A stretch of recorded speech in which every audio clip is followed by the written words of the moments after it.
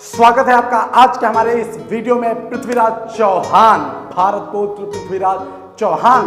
तो दोस्तों, बहुत दिन से आपको इस वीडियो का इंतजार रहा होगा। बिल्कुल, हमने इसका बकायदा ट्रेजर भी रिलीज किया था, इसलिए आज पृथ्वीराज चौहान जी के बारे में हम लोग बात करने वाले हैं। वास्तविकता यह है दोस्तों कि आपको कई जगह पे ये बातें काल्पनिक बताई जाएंगी। ये बातें काल्पनिक हो या ना हो, हमारा इससे मतलब नहीं है, लेकिन क्या अगर ये सच है तो हमारे इस धरती पर एक ऐसा वीर पैदा हुआ था जिसने एक अफगानी को वो करारा जवाब दिया जिसे भारत की स्वर्ग गाथा बता सकती है।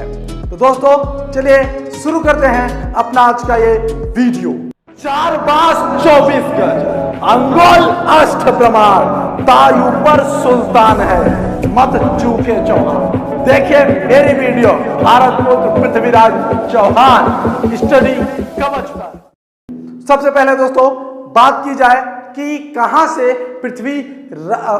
पृथ्वीराज चौहान जी के बारे में पता चलता है। तो दोस्तों याद रखिएगा, पृथ्वीराज चौहान के बारे में सबसे ज्यादा अगर किसी जगह से पता चलता है दोस्तों तो वो है एक किताब। जी हाँ, एक किताब जिसका नाम है पृथ्वीराज रासो, जो कि उनके ही मित्र चंद्रबरदाई जी ने 1100 से 1400 के बीच में लिखी है। दोस्तों, पृथ्वीराज जी का जन्म 1 जून 1963 को गुजरात के पाटन पतन में हुआ था, लेकिन कई जगह पर इनका जन्म 1168 में अजमेर के राजा सोमेश्वर दत्त और इनकी माता जी जिनका नाम था कर्पूर देवी, उनके यहाँ पर हुआ था। कहाँ पे? गुजरात में। पिताजी की मौत केवल 13 वर्ष की आयु में हो जाने की वजह से इन्हें गद्दी संभालना पड़ा। अजमेर की गद्दी इन्हें अपने हाथों में लेना पड़ा और 13 साल की उम्र में इन्होंने राजस्थान के मशहूर राजा भीमदेव को धूल चटा दिया। दोस्तों इनके नाना जी अंगव जी के पास दिल्ली की सल्तनत थी और उनके पास कोई भी उत्तराधिकारी नहीं था, इसलिए इन्होंने अपना उत्तराधिकारी पृथ्वीराज चौहान जी को बनाया। बताया जाता है कि पृथ्वीराज चौहान जी ने बचपन में ही एक बार एक शेर को बिना हथियार के ही मार दिया था। तो दोस्तों ऐसे थे हमारे पृथ्वीराज चौहान, जिनको अस्त्र शस्त्र की नहीं केवल हस्त की जरूरत होती थी किसी भी दुश्मन को गिरा देने में।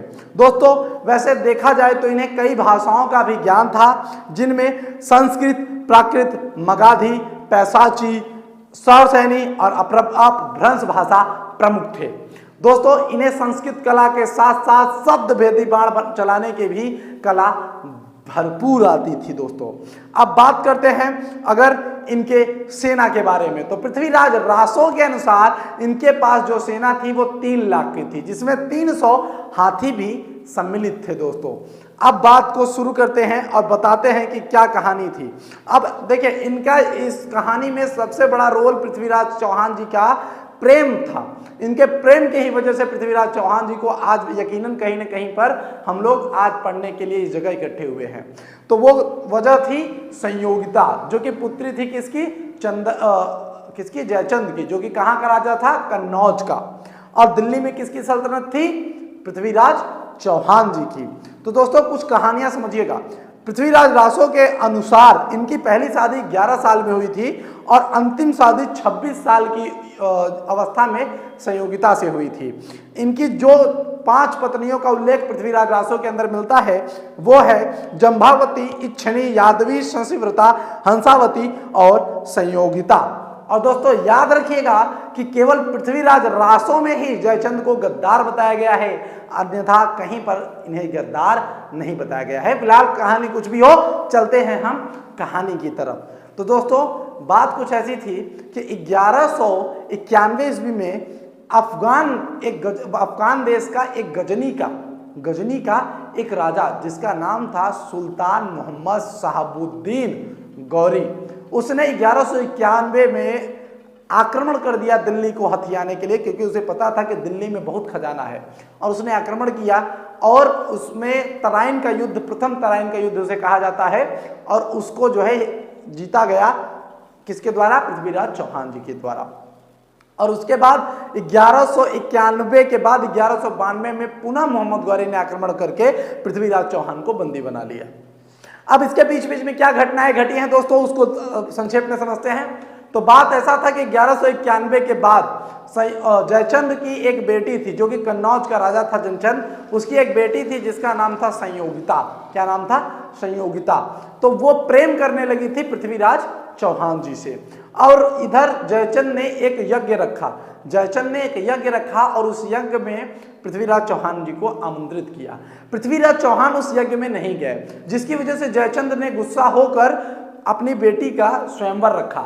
उस स्वयंवर के अंदर उन्होंने पृथ्वीराज चौहान जी का पुतला, उनका पुतला दोस्तों कहां पे रखा? द्वारपाल के तौर पे रखा। और जब उस संयोगिता ने पिताजी से कहा कि आप जो है पृथ्वीराज चौहान को निमंत्रण क्यों नहीं दे रहे हैं, मैं उन्हें पति मान चुकी हूं, आप उन्हें निमंत्रण दीजिए क्योंकि मुझे उनसे प्रेम है। तो इस पर जयचंद जो है गुस्सा जाता है और कहता है ऐसा नहीं होगा पुत्री, तुम्हारी शादी पृथ्वीराज चौहान जी से नहीं होगी। तो इस पर क्या करती है कि संयोगिता पत्र भेजती है, किससे? अपने सखी के पति द्वारा दिल्ली सल्तनत में पत्र भिजवाती है। किसको दोस्तों? पत्र भिजवा देती है पृथ्वीराज चौहान जी को। पृथ्वीराज चौहान जी को जब वो न्यूज मिलती है तो पृथ्वीराज चौहान जी कहते हैं कि मैं जरूर आऊंगा, जाके तुम उनसे कह दो। अब स्वयंवर शुरू होता है दोस्तों। स्वयंवर में संयोगिता ने सभी राजाओं को परहटे करके उनकी पुतले को देखा और कहा अरे ये तो मेरे पृथ्वीराज चौहान है, और उनके पुतले को ही क्या किया दोस्तों? वरमाला पहना दी। और जैसे ही वरमाला पहनाई वैसे ही पृथ्वीराज चौहान जी जयचंद के दरबार में आ गए और उन्होंने कहा कि जिस राजा में दम हो वो मुझे रोक के दिखाए, जिस राजा में दम हो वो मुझे रोक के दिखाए। और पृथ्वीराज चौहान का शौर्य इतना था, उनकी साहस इतनी थी, उनका पराक्रम इतना था कि उसके आगे किसी देश के राजा की औकात नहीं पड़ी, और तो और कन्नौज के महाराज जयचंद के भी नहीं। फिर जयचंद ने पृथ्वीराज से जो है बदला लेने का पूर्ण विचार बनाया। उन्होंने मोहम्मद गौरी को गजनी में संदेश भिजवाया कि तुम दिल्ली पर आक्रमण करो, मैं तुम्हारा साथ दूंगा और तुम वहां का खजाना लूट के चले जाना और दिल्ली का सल्तनत मुझे दे देना। मोहम्मद गौरी बड़ा खुश हुआ कि अरे इन दोनों के फूट में तो मेरा फायदा हो रहा है, इन दोनों के फूट में मेरा फायदा हो रहा है। अब यहाँ पे वो बड़े खुशी से आक्रमण करता है 1192 ईस्वी में, और तराइन के युद्ध में दोबारा जो है पृथ्वीराज चौहान और किसकी सेना दोस्तों? पृथ्वीराज चौहान और मोहम्मद गौरी की सेना आमने सामने हुई और पृथ्वीराज चौहान जी को बंदी बना लिया गया। और वहां पर दोस्तों जयचंद ने कहा अरे अब मैंने तुम्हारी हेल्प की है तो तुम मुझे मेरा राज्य वापिस कर दो। उस पर मोहम्मद गौरी कहता है जो तू अपने देश का नहीं हुआ, जब तू अपने बेटी का नहीं हुआ तो मेरा क्या होगा? तूने अपने दामाद को मरवा दिया, ले जाओ और इसे मरवा दो, ले जाओ और इसे मरवा दो। अब पृथ्वीराज चौहान जी को बंदी बनाकर ले जाया गया कहां पर दोस्तों? गजनी में। कहां लेके गए? गजनी में। और गजनी में ले जाकर उनसे जब वार्तालाप हुई तो मोहम्मद गौरी ने कहा कि अरे तुम मुझे घूर क्यों रहा है? तो उन्होंने कहा हम क्षत्रिय हैं, हम राजपूत हैं और राजपूत की नजर तभी झुकती है जब उसकी आंखें बंद हो जाती हैं, वरना इस संसार में किसी के अंदर दम नहीं जो राजपूत की नजरें झुका ले। इस पर मोहम्मद गौरी ने गुस्सा किया और उनकी दोनों आंखों को गर्म सलाखों से फोड़ देने की जो है आदेश दे दिया दोस्तों, और यहाँ पे उनकी आंखें फोड़ दी गई।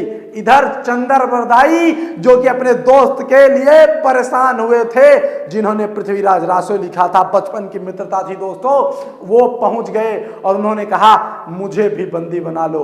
उन्होंने गए और कहा मोहम्मद गौरी से कि हे मोहम्मद गौरी, तुझे तो 17 बार जो है उन्होंने छोड़ दिया था। कितनी बार? 17 बार। और तू जो है उनके ही फेंके हुए टुकड़ों पे पल के अब जो है उन्हें कहता है कि क्या कर देंगे? तू कहता है कि नहीं, तुमको जो है मार डालेंगे। अरे तुझे तो जान भी भीख में मिली है। मोहम्मद गौरी ने गुस्सा होकर चंद्रबरदाई को भी जो है फेंक दिया। अब दोस्तों देखिए यहाँ पे 17 बार हराने की बात हुई है। लोग कहते हैं कि 17 बार पृथ्वीराज चौहान ने मोहम्मद गौरी को हराया था और 18वीं बार उन्होंने जीत दर्ज की थी। तो मैं आपको कुछ डेटा दे रहा हूं। ये पृथ्वीराज रासों में बताया गया है कि केवल 3 बार यही इनका आमना सामना हुआ था। प्रबंध कोश में इसे 20 बार बताया गया है, प्रबंध चिंतामणि में इसे 23 बार बताया गया है, हमीर में 7 बार, सुरजन चरित में 21 बार और पृथ्वी राज ने गौरी को हराया है। लेकिन वास्तव में जो देखा जाए तो 17 बार बताया जाता है कि हराया गया था पृथ्वीराज द्वारा मोहम्मद गौरी को, और उसके बाद 18वीं बार उसने जीत दर्ज की और पृथ्वीराज चौहान को बंदी बना लिया। अब कारागार में बंद हुए चंद्रबरदाई और पृथ्वीराज चौहान जी मिलते हैं।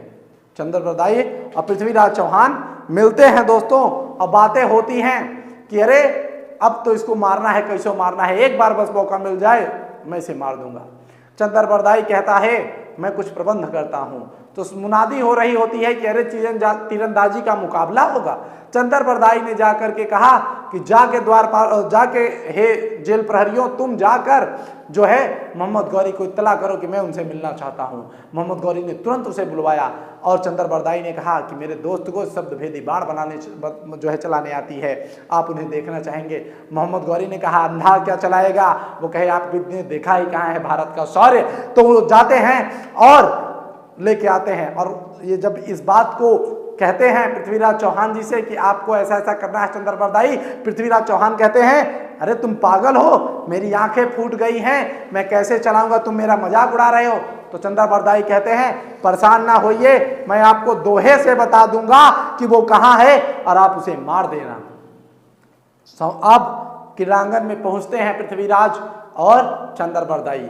अब मोहम्मद गौरी से चंद्रबरदाई कहते हैं कि मेरे मित्र तभी तीर चलाएंगे जब आप 3 बार कहेंगे चलाओ चलाओ चलाओ। और उसके बाद दोस्तों चंद्रबरदाई ने कहा 4 अंगोल अष्ट प्रमाण तायूवर सुल्तान है मत चूके चौहान। इतना सुनते ही इसके बाद मोहम्मद गौरी कहता है चलाओ चलाओ चलाओ। अब पृथ्वीराज चौहान जी ने बस दोस्तों यूं ताना और तीर को छोड़ा और जा करके मोहम्मद गौरी के सीधे सीने के आर पार हो गया, और वहीं पे मोहम्मद गौरी के खात्मा हो गया। चंद्रबरदाई ने कहा कि माफ करिएगा महाराज, आज मुझे आपको जाना ही पड़ेगा। चंद्रबरदाई ने निकाला छुरा और पृथ्वीराज चौहान को मारा, फिर खुद को मार करके मर गए। जैसे ही ये बात संयोगिता को पता चली और उसने भी खुद की आत्महत्या कर ली दोस्तों, तो एक ही दिन पर 4 गई। एक सुल्तान मरा, एक पृथ्वीराज मरा, एक सच्चा दोस्त और एक मरी प्रेमिका। उसके बाद क्या होता है, दिल्ली की सल्तनत मोहम्मद गौरी के हाथ लगती है।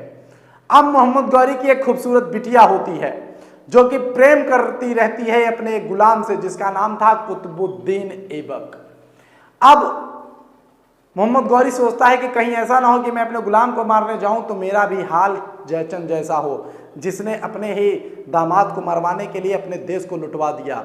वो समझता है और कहता है ना ना, मैं ऐसी गलती नहीं करूंगा। उसने अपनी बेटी की शादी अपने गुलाम कुतुबुद्दीन से कराई और उसे दहेज में दिल्ली सल्तनत दी, और यहीं से गुलाम वंश की शुरुआत हुई दोस्तों। यही था पृथ्वीराज चौहान जी के बारे में आज की हमारी विशेष वीडियो। मिलते हैं अगली वीडियो में, तब तक के लिए जय हिंद जय भारत।